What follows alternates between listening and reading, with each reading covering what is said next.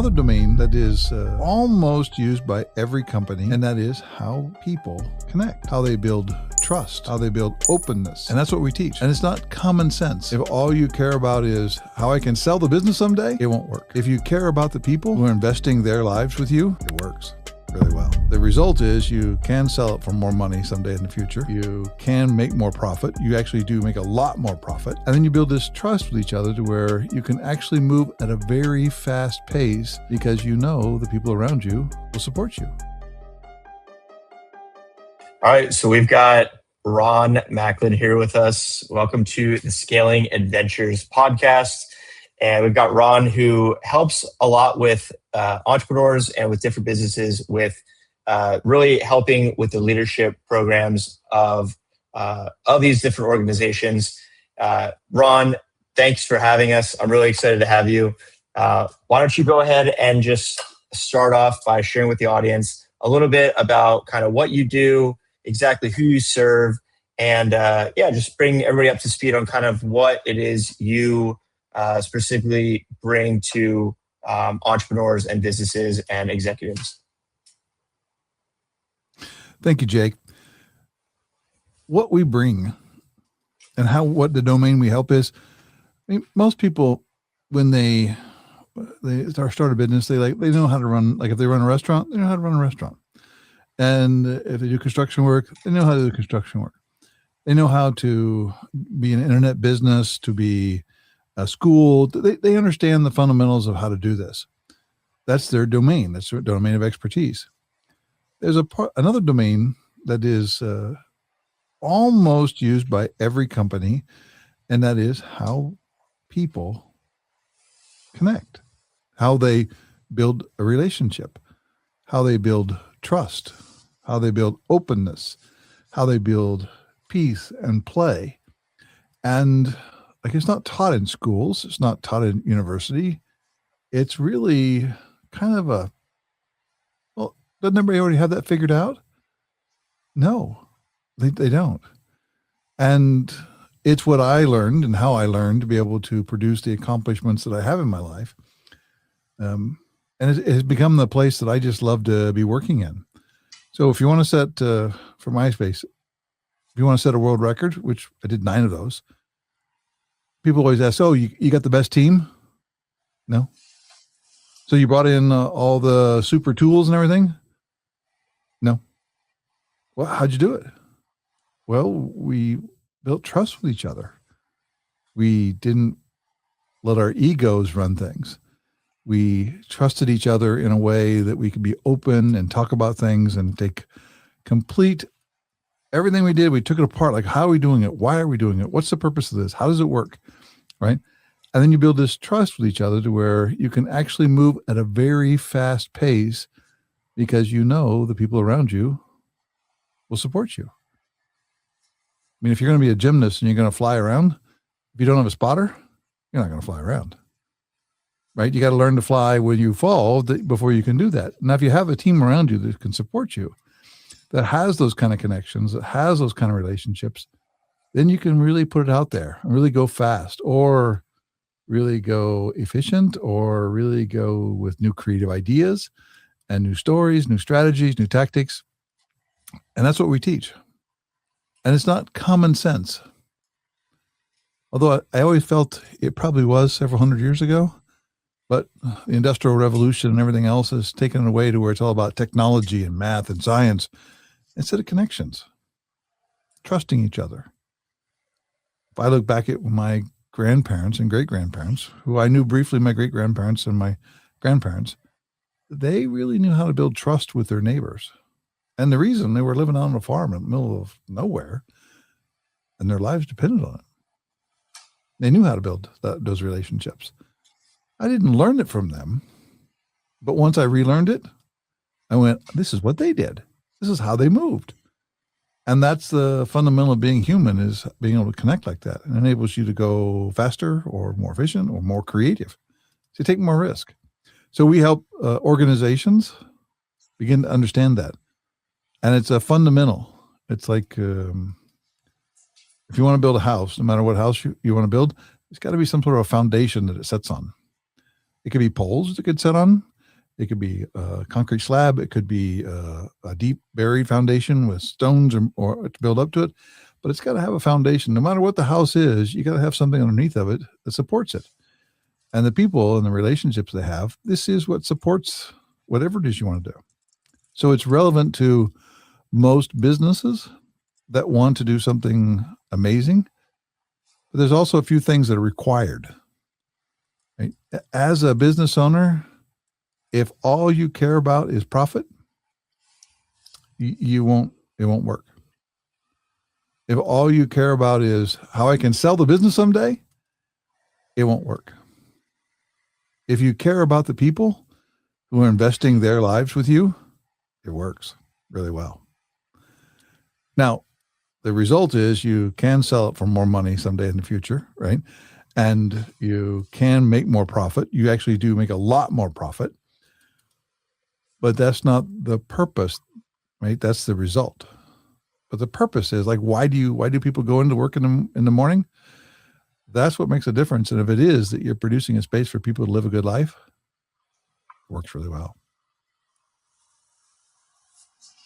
So, I mean, I totally agree. Like getting people, especially on your team, aligned and figuring out how to connect with them really so that you can have an aligned organization obviously makes a ton of sense. And I think a lot of founders really struggle with that because they're in go, go, go mode and they're not always necessarily in figuring out how to get their people to be on the same page at all times. So I totally can relate with that. A question for you. I know you said you had 9 world records. What are those 9 world records that you were mentioning? Just out of curiosity. At the time, we worked inside of the power generation business. Specifically, we worked inside of nuclear plants. So these were, what is it, in Back to the Future? 1.1 gigawatts, right? The power plants were about 1.1 gigawatts, really, in size, nuclear power plants. And the duration it normally took to do a steam turbine outage to take it apart was somewhere around 18 to 25 days. Like fast was 18 days. And we, with the teams, right, we shortened it down to around 9 days. So we took it from what was, 18 days down to 9 days. And in the process of doing so, no injuries. The unit started up and ran for 2 years without any problems. And we had a lot of fun doing it. And the customer made a lot more money. I mean, if you put the unit back online and the unit makes $1 million a day and you can put it back online 9 days early, they made an extra $9 million that year because they got it back online. So there's a big return and big reward for that. And we did that in 9 different locations, 9 different kinds of scopes, 9 different speeds, and with different people, but with the same philosophy. So basically, the foundation of the service that you provide is you help an organization actually go down to first principles and understand exactly why they do what they do.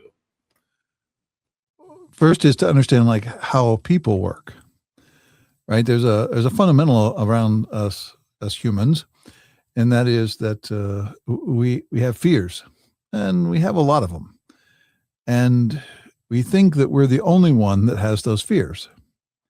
So when you realize, and like you can't tell people this, because if you say, well, you're afraid and we're all afraid, they kind of put their shield up and go, sure, right, got it. So you have to work through it in a way that they can actually discover that them being afraid is normal and healthy. And that when you are afraid, and then like the discovery that happens shortly after somebody has this discovery, they go, I'm afraid, and that's okay. All of a sudden they look out and they go, oh, wait, that means you're afraid too. And then when you have this story that being afraid is okay and it's normal, then you can talk about all kinds of stuff.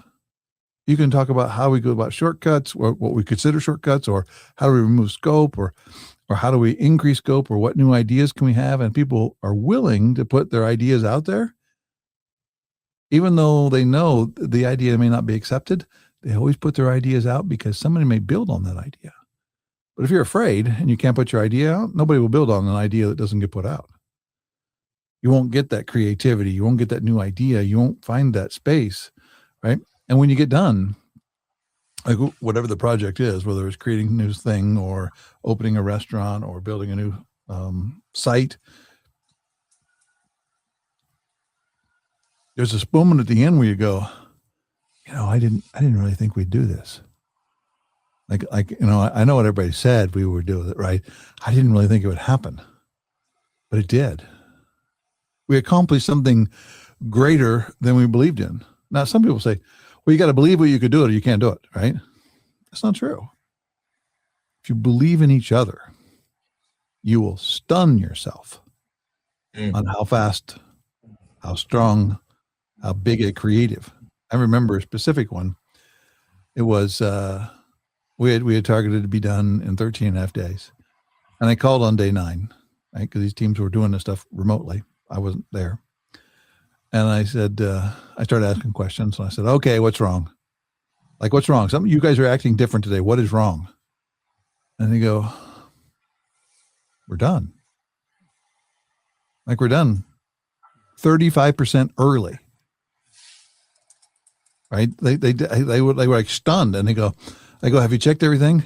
3 or 4 times now. We have gone through every book and every procedure and anything to see if there's anything we left out. Right. And now they set a new standard to where now those scopes get done in around 9 days. So there's a believe, but it's more importantly, it's to believe in each other. And you build that trust and that connection with each other, sky's the limits. I mean, really, sky's the limits. We have no idea what we can accomplish. And that's normally what the people who work with us, if they come back and say, I didn't think we could do this. Right? Because they went faster and farther than they even imagined. But the people that were there, they're changed forever. They're kind of ruined. Like who wants to go work someplace else that's not going to do these kind of things?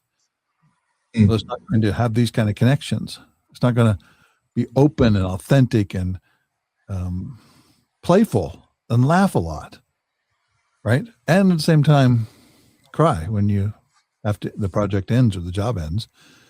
And you cry because you go, I'm not a part of that team anymore. Now, I guess quick question for you in regards to your current business. So I want to get like a really specific idea of who exactly is the person that you serve and what are they typically coming to you to help them solve? Typically our customers are business owners who have a business that is between 12 million and about 50 million. We find that if they get over 50, we've gone up to as high as 75, but if they get up to 50 to 100 million, somewhere in that range, they're not as, like say, hungry and as agile to work together. And if you don't have $10 million, you don't have a size enough scale to make a difference. So our target is between around 12 million up to about 50 million. Could go as high as 100 million. And these are companies that are, in general, they use some sort of labor. Right? Sad to say, but there's a story that if you go to college, that when you get done, if you read your diploma, when you graduate, it'll tell you that you've just gotten everything you'd ever need. And a lot of people believe that. And so they're not as open. So college graduates are not quite as curious and as open as somebody who has this story in their head. They go like, I'm not smart enough to do this. The ones who didn't go to college, it's not that they're not smart enough. They just had a story in their head that they weren't smart enough. And so they have a story and all of a sudden you can connect with them and they go like, wait a minute, I could do this. And so if you have a labor portion of it, I mean, somewhere around 50% to 70% of the workforce is labor, like working in restaurants or construction or any kind of businesses that has a labor component to it. These are the ones that are our sweet spot. It's the ones we have the biggest impact with. Roofers, these kinds of spaces.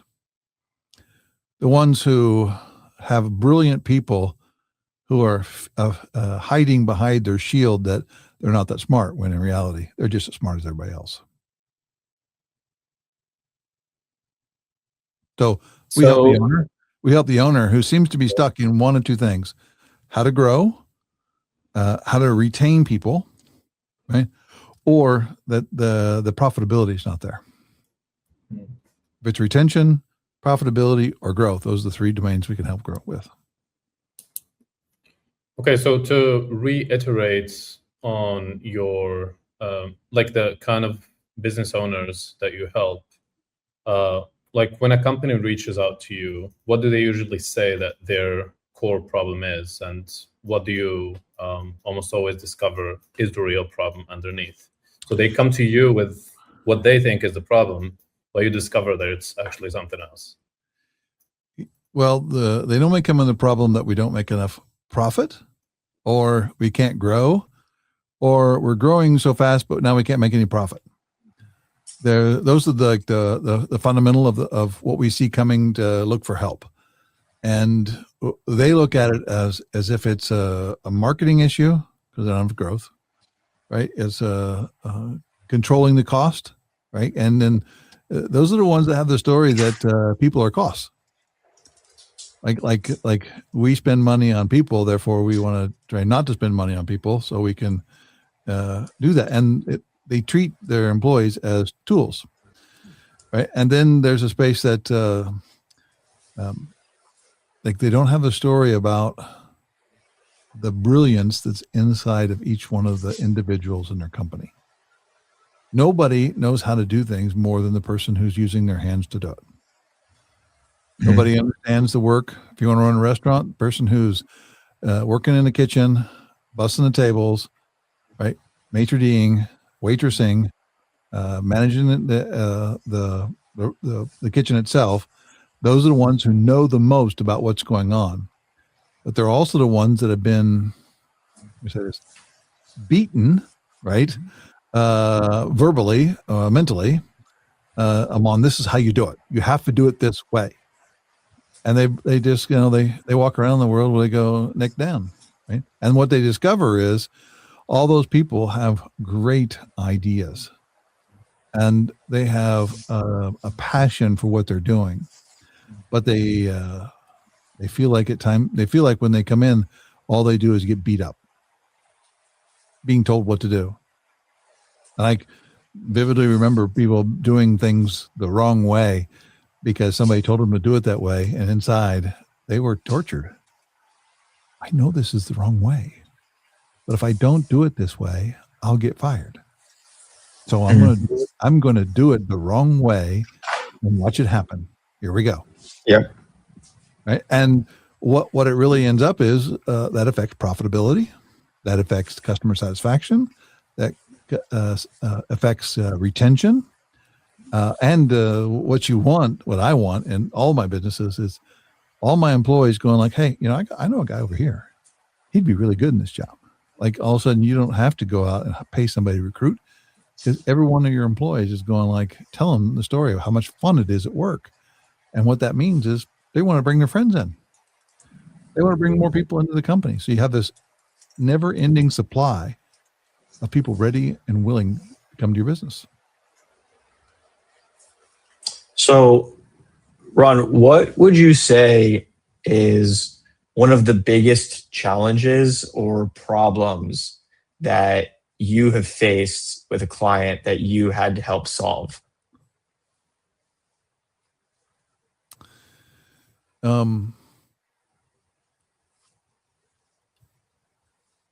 It's a common one, and we touched on it a little bit, but it's the story that because I was successful in the past, in my story, I have a story, I was successful. That means I know what I'm doing. Versus I was successful in the past and it worked then. What can I learn today? That's the biggest challenge. And one of the things that it is a part of my stand. Nobody can go through our programs because somebody told them to. Everybody has to choose. And when you sign up and go through our program, the first call we get on the call with me or one of the other instructors, someday it'll be virtual, and the AI person will say this, you have our permission to quit right now. You don't have to be here. We don't want you here if you don't want to be here, and we don't want you to bring in anything that like you've been voluntold to be here. So you can leave now, and like it, we're okay, and everybody here is okay, and don't worry about us, right? We'll be fine. And the reason, what happens is as people come into work, as they come in to go into our programs, right? If they don't have they want to be here, they won't even try to learn it, and then they'll go through it and not do it. Now there is some fun stuff, and this is the biggest challenge. Is some of the leaders, like it's not always one owner; it could be multiple owners, like a family who owned, or the next generation has 4 or 5 people in it that are owners that have all have a significant stake in the business, and they don't think this is real. Like they don't accept it. They don't want to do it, and they go that this is no. And then a year or two later, when everybody's going through and shifting, they do show up and go, I think it's my turn to go through. It's my turn to try this on. And we've got videos of people who said, no, I didn't think I needed to know anything new. I had it all. And all of a sudden he goes, I had no idea that we all have these stories in our head and we're all afraid. And I thought it was just me. And I wasn't going to let anybody know I was afraid. Now, that's the biggest challenge. It's these shields that we as humans put up that says, I don't need to do it. And we like when we focus in business, we got to focus on like, what is the revenue? What is the cost? What is leftover profits? How do we pay our taxes? What is the marketing? How do we get our social media? Right. What is our HR law? What about our rents and our businesses and our buildings? And you got and I can go on and on and on, go through the balance sheet, income statement, you go to all the other concerns, right? But nowhere in there to say, are your people connected? Are they connected? Do they trust each other? Is there a trust measurement inside the business? Do people trust the CEO? Would they tell the CEO what was going on if the CEO asked? Because most people won't. The CEO can sit down and go, here's free access. Tell me whatever you want. All smiles. It's all good. Because they don't feel it's safe. And they feel that the fear that they have is just them. And the CEO always walks in so confident and so charismatic and so not afraid. And one of the people that we want to work with in these spaces is the CEO. Because if the CEO can come in and share a vulnerable story, something that he screwed up, something that she screwed up, it gives a place for people to talk about all the stuff that you really need to talk about if you want to make all those other metrics work, which is trust, openness, authentic, vulnerability, and creativity.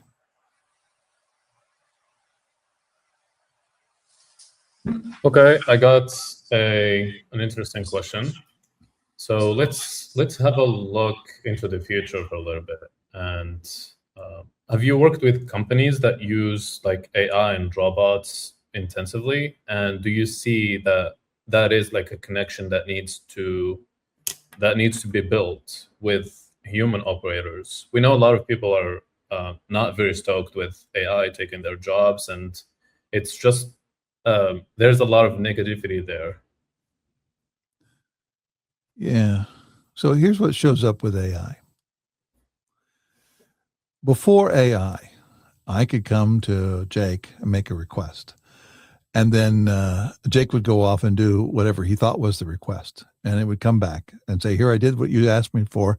And I would look at Jake and go, that is nothing like what I asked for. You're an idiot. Right. And then we'd look at each other in the future and I'd go, this Jake's an idiot. And Ron is someone who changes his mind all the time. Right. Now we go to AI and we ask it a question. Right. Same thing. Right. All of a sudden it goes out and hallucinates because we made a really terrible request. We didn't ask it at all. But now, in that case, there's no other person to say, well, somebody's an idiot, right? All we can do is go, I guess that either it doesn't work or I don't know how to use it. Where if we take the same kind of skills that we build to use AI and use those same skills to work with humans, our productivity will go up. Our connectivity will go, our connections will go up. Our trust with each other will go up. And I think the risk, and this we've been talking about this stuff for a long time in the world, but I think the real risk with AI is not that AI takes our jobs. It's that we start acting like AI. Instead of building trust and authenticity and creativity and openness with each other, we start to act like AI and go, well, the data says this. I love I don't know if you guys watched the national championship here at the college level. There was a moment when all the data says you should kick a field goal. And the guy sent out his field goal onto the field, right? And that's him following the data. That's him becoming AI. And then he looked out there and he's going like, in my gut, I know this is not what we should do. Goes against the data on fourth down, runs a play, scores a touchdown, wins a game. Right? Because it's so easy for us to go, well, the data says I should do this. That's the danger here, is we start following what the data says versus you trusting our own instincts, our own guts, our own interpretations, our own speculations. That's the danger. Right? Because it can think, it doesn't mean it's real. We have to be able to trust ourselves. This is what Heideggerian philosophy is, right? We were beings in the world. It's our being that makes the difference, not our language. And that space is when we're dealing with AI is just a tool. It still comes down to who are we going to be? And it's a cop-out. Is that right? Is that the right term, cop-out? Or is it's easy to go, well, the data said to do that. Like you can blame the data. You can blame AI. Doesn't matter. Didn't work. Yeah. Now, what is the creativity of the humans is we have instincts. We're being in the world. We have this distinction. We can see and sense things. We can feel things. We can be in that world. And that's what's great. Now, AI is still a very powerful tool. Without the data to say that, right, I don't know what he would have done. But the fact is, it's still a very, very useful tool. It's a dominant strategy to use it. And its dominant strategy is to hold the responsibility of our own, because AI can't do it. I always love it when I have to go, are you hallucinating? And it goes, yeah, I am. Like there's no like, well, I'm sorry about that. I'll give you back your $20 for this month. No, there's no responsibility for it. But when we're working with somebody else, there's responsibility. So, question for you, when did you decide that this was the business that you wanted to be in, and when did you go ahead and create this business? And what really was the motivating driver to having to bring this into reality to help others? I created what is called the Macklin connection method technology. I created that not to be a business. I created that to produce a life so I could take care of my wife and my kids, produce space for my kids to become, because I don't take care of them anymore, but to produce space to do all that. That's why I learned this, created it, learned it, grew it. It was all to just like how to become me. And what I kept stumbling into was people kept asking me, how did you do that? Like, how did you do that? How did you do what did you do? And naively, I told them. What I mean naively is I went through a journey of discovery to figure it out. Like a lot of stuff I discovered and went, oh, didn't see that before. Didn't know that would happen. There's a lot of discovery in this. And so I shifted from telling to producing a space that they could discover it. And all of a sudden people started to discover it. Like in the first time I ran the workshop, one I had an individual, actually a CFO for ADM, and he goes, I have a new relationship with my son. Now, I didn't see that coming. I didn't know people would use it in their families, but it's just human to human. So why wouldn't they? And I began to set up a space where people could discover stuff and discover things around themselves and others in that space. And then after doing that for about a year and a half, I had a lot of requests for people for me to help them do stuff. I decided I was done being an executive for a company and wanted to go help others do this full time. And that's 7 years ago.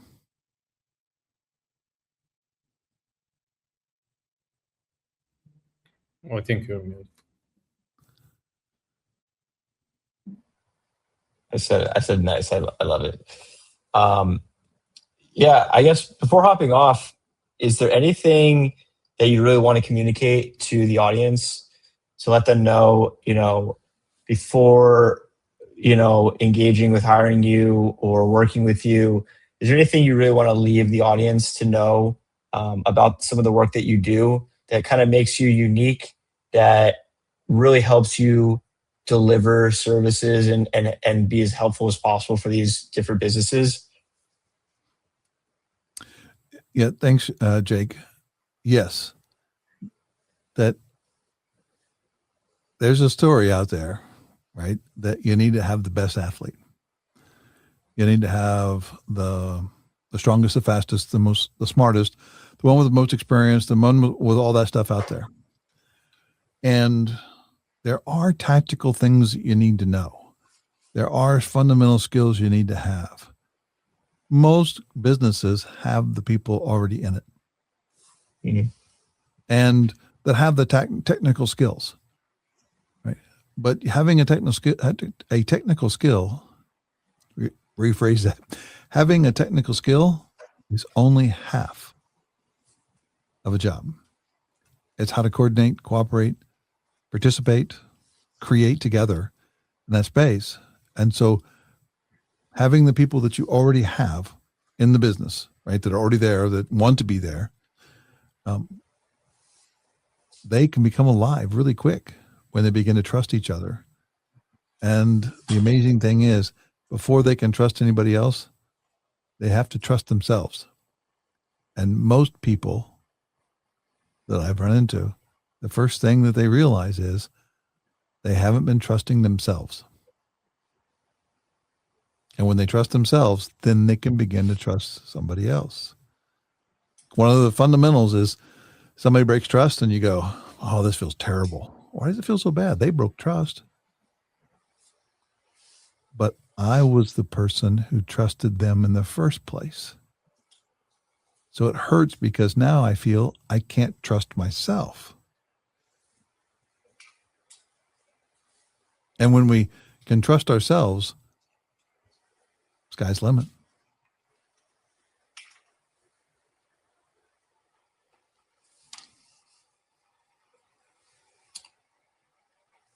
Right, I guess we can close with one more question. Can you hear yourself?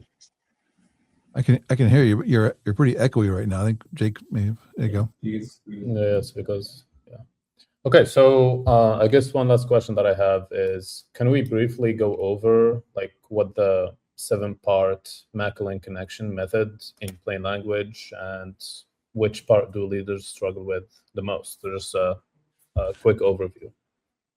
Okay, sure. First part is to be your stand. And what does that mean? There's a certain things in our lives that we say we will do and we won't do, or we might do. The interesting part is sometimes we were like 12 or 9. Something happens and we go, we will never do that again, or we will always do this again. And that's like those stories are inside of us. So be your stand, which also means to go look at your stand. Like what is it you will do, won't do, and might do. But if you don't know where you are first, nothing else matters. So once you've got a stand and you're being your stand, right? We jump into tossing lines, right? And tossing lines is a metaphor for being curious. Not like we understand how things work in life, but And we as humans, we like to give people help. But the problem is nobody's sitting around going like, geez, I just wish they'd show up and give me help, right? Because I feel insecure when they do that. But being curious and how to toss a line with somebody is how to ask a question as it from a stance of curious or to be vulnerable. So it's curiosity and vulnerability together. So there's a chance for, like myself, if I'm the one doing that, to tossing the lines, like I'm curious, but also gives us a chance for the other person to discover, right? And then, like once you've found your stand, you start to get curious, right? And then the next part is you're looking for this moment. We call it an imaginal moment, but basically, it's when people start to ask questions. Like I'm asking them questions, I'm talking with them, I'm dancing, I'm being vulnerable. All of a sudden, they go like, "Can you tell me more about that? What does that mean?" So that's step 3. Like when they start to shift to being curious, when they start to shift to being like, "Oh, what does that mean? Like, how does that work?" Right? Now they went from being like, "I got it all figured out," or "I'm going to hide behind the story I already have it figured out," to, "Oh, no, I'm curious now. Well, tell me about this." Now they're becoming what I would call an open self or minus self, because they're open to what you have. So now their shields are down, right? Because they're curious and they want to learn. That's step 3. Step 4, right, is like give them a space to work with you on something. And it can be little stuff like going to a restaurant together, having lunch, right? Or it could be like creating a picture or reading a book or all kinds of give them little tiny things to work on, right? That you can work on together. And that gives you a chance to build that trust, to continue that. And the next one, right, which is invite them to your network. Like you have people you have people in spaces. You start to introduce them to more people around you. So this is not like Ron the weird dude, right? This is like a network of people who are hanging out together. That's 5, right? Number 6, which still is not the hard one. The last one's the hard one. Number 6 is let them buck. And when I say let them buck, if you can imagine, like people can get uncomfortable, right? And they're kind of, "Oh, I don't know about this. This is weird, right? I don't know if I want to do this. This is uncomfortable," right? Don't get in the middle of that. Just let them be. They're in their own heads, working through a story of whatever that story is, and they may share it with you later, may not, but they're working through a story, something like this. Do I trust this person? And if you jump in the middle of that conversation, you're going to give them a reason not to trust you. But if you let them work it out, then they'll come back to you and go, and they want to help. They want to come back and do something. And the last step 7, and it's the hard one, and that's to allow them to contribute to you. And this is hard. Not like Ron says it's hard. Everybody says it's hard, right? Because you don't allow them to contribute to you like you want to be contributed to, right? You allow them to contribute like they want to contribute to you. Now they've had a real contribution to you. You've had a contribution to them first. They have a contribution to you. This is the beginning of a long-standing, trusting relationship. And it could be everything from, "Hey, can I buy your lunch?" Yes. Right now you go, "Oh, I'll be obligated. I'll buy him lunch sometime. Oh my God, what are we going to do? I got to have a better place than this." And all those other stories about this stuff, right? When in reality, all you're doing is like, you're giving a chance to contribute.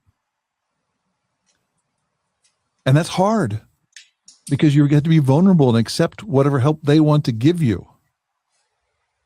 But the goal is not to be contributed to. The goal is to build a connection that will last.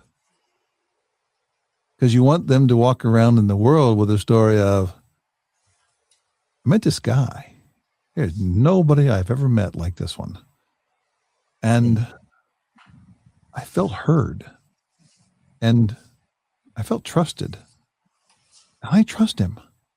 I can't wait when he calls, like when the phone rings, I can tell, I get excited. There's Ron on the phone, right?"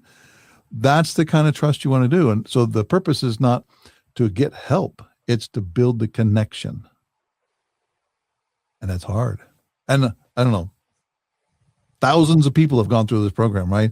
And they all say the same thing. That's the hard part. Because you have to put your shield down, right? And accept what they have to give.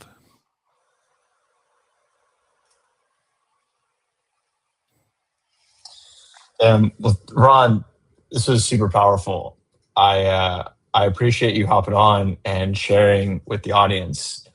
Do you have any like last words, like or like selfless plugs that you want to share? Sure.